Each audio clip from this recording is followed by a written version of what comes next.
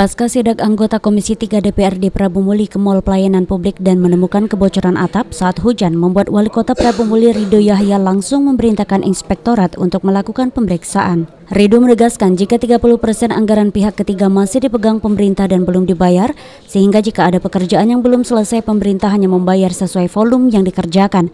Dan Pemkop Prabu Muli tidak mengalami kerugian dari proyek yang ada sehingga uang rakyat tidak hilang percuma.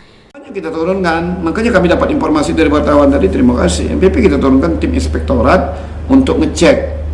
Kenapa? Karena anggaran mereka masih 30% di kita.